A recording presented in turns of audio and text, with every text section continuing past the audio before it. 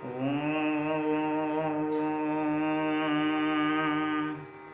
वंशी विभूषितकरा नवनीहृदाभात् पीताम्बरादरुणबिम्बफलाधरोष्ठात् पूर्णेन्दुसुन्दरमुखादरबिम्बनेत्रात् कृष्णात् परं किमपि तत्त्वहं न जाने। मित्रों, आप सबका स्वागत है अपने इस YouTube चैनल पर। आप सबका प्रेम और सहयोग जैसा मिल रहा है इसको आगे भी ऐसे ही बरकरार रखिएगा। वीडियो को अंत तक देखिएगा, पसंद आए तो लाइक कीजिएगा।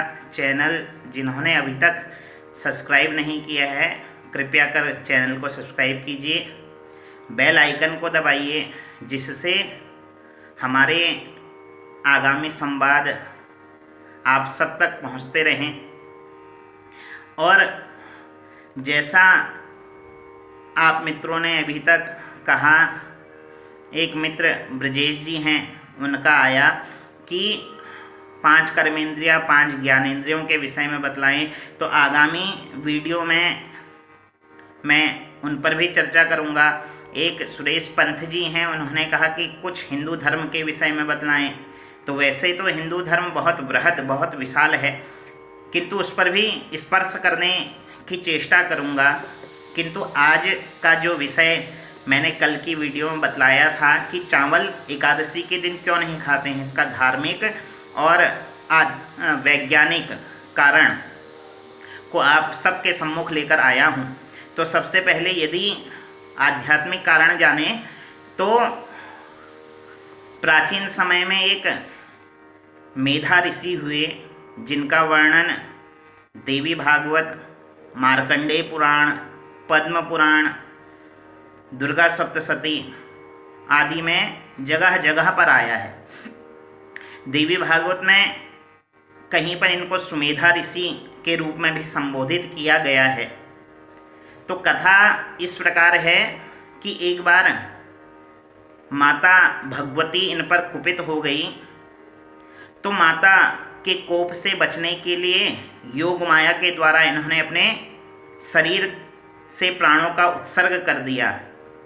तो जिस दिन इस शरीर से प्राणों का उत्सर्ग किया वह तिथि एकादशी की ही तिथि थी, और इनकी मेधा शक्ति के द्वारा ही भूमि से चावल और जौ की उत्पत्ति हुई।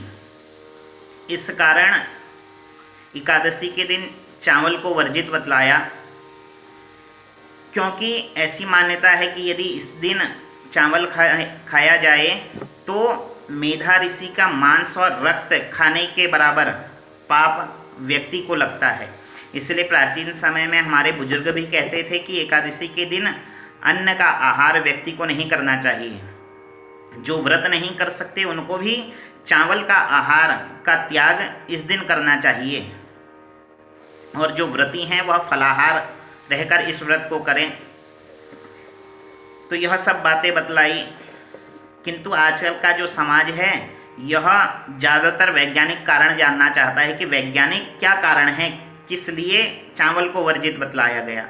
तो जैसा कि आप सब जानते हैं कि चावल एक ऐसा तत्व है जिसमें जल की प्रधानता अधिक है।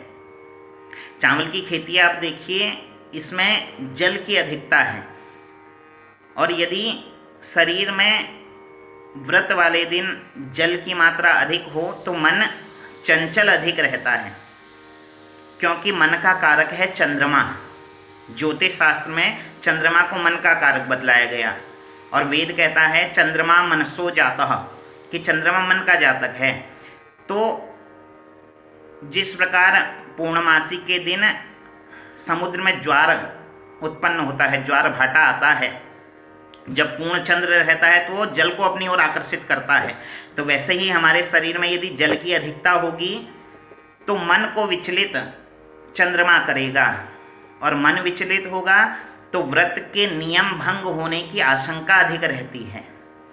इस कारण से वैज्ञानिक कारण यह है, इसलिए चंद्रमा के प्रभाव से बचने के लिए एकादशी के दिन चावल का निषेध बतलाया गया। तो अधिक से अधिक भगवान का ध्यान जीव करे, और यदि मन नहीं लगा पूजा पाठ जप तप में, तो फिर वह जिस आप इच्छित कामना के लिए शायद उपवास रख रहे हैं, वह इच्छित कामना आपकी पूर्ण ना हो। तो इसलिए चावल को वर्जित बतलाया, चावल का आहार ना करें। जो व्रत नहीं रख सकते उनके लिए भी चावल वर्जित बतलाया, क्योंकि इस दिन पूर्व समय में जो कहा जाता था कि मेधा ऋषि के मांस और रक्त को खाने के बराबर पाप लगता है। पहले के समय में तो लोग कहते थे कि जो इस दिन चावल का आहार करता है उसके शरीर में चावल के दाने के बराबर कीड़े पड़ते हैं। यह इसीलिए था कि हम इस चावल का उस दिन त्याग कर सकें, और व्रत ना करते हुए भी हमें व्रत करने के बराबर फल की प्राप्ति हो। तो यह सब विषय हैं, इसलिए एकादशी को चावल का त्याग किया जाता है।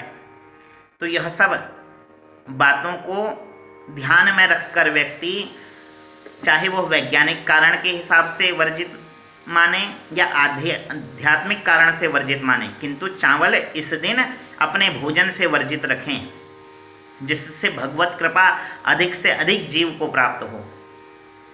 तो आज के लिए केवल इतना ही। कमेंट बॉक्स में अपने विचार अवश्य रखिएगा, और किस विषय में आप चाहते हैं, क्या जानना चाहते हैं, आगामी वीडियो किस विषय में मैं बनाऊं, इस विषय में भी अपने विचार रखिए।